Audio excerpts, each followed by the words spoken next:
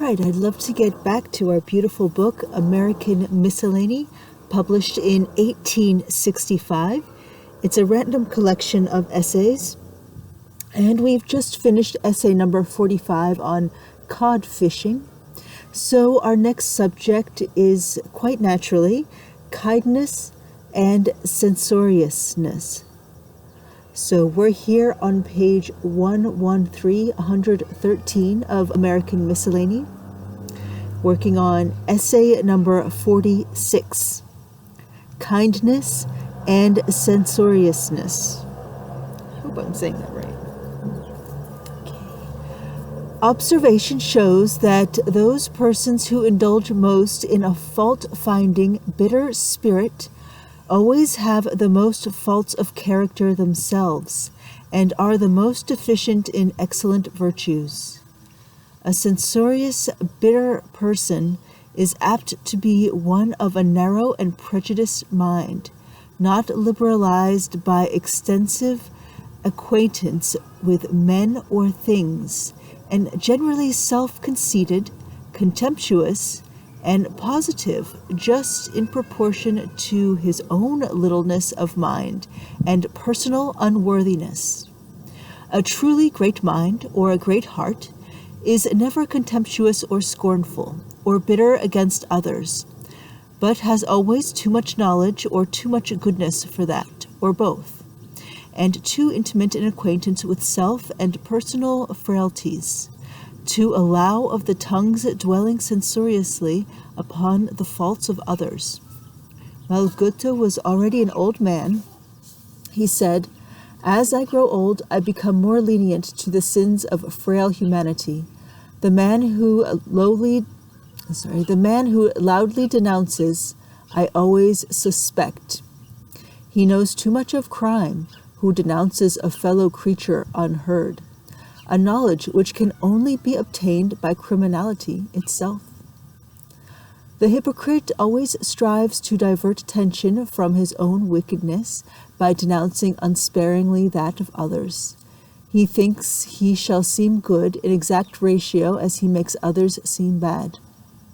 We may treasure up such remarks of the follies or vices of our neighbors, and as may be a constant guard against our practice of the same, without exposing the reputation of our neighbor on that account. Those who are truly kind and noble by nature,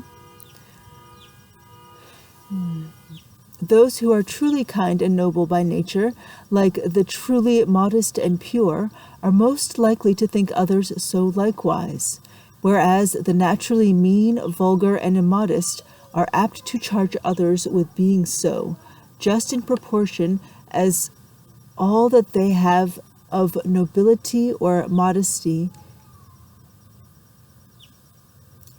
is counterfeit.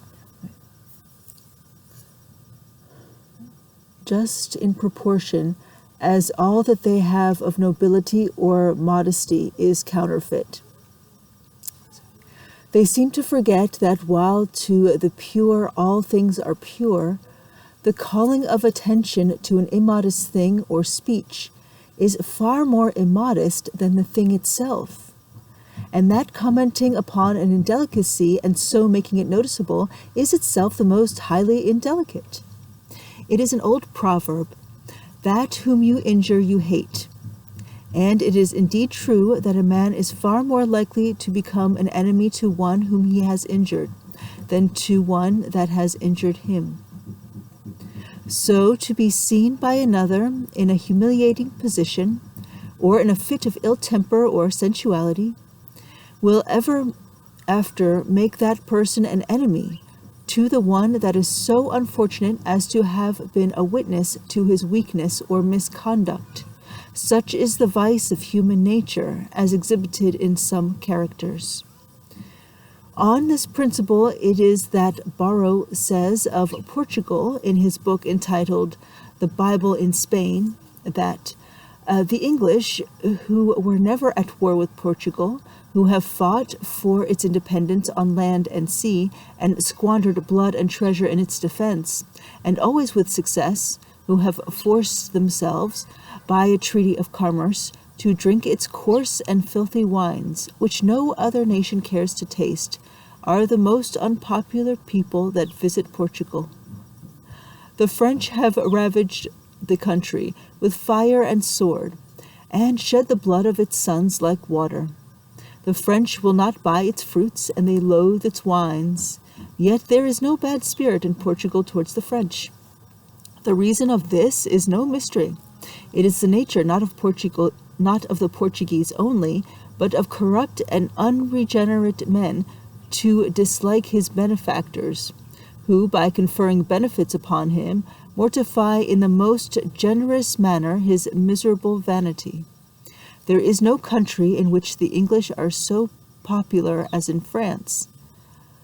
But though the French have been frequently roughly hauled by the British, and have seen their capital occupied by an English army, they have never been subjected to the ignominy of receiving assistance from them.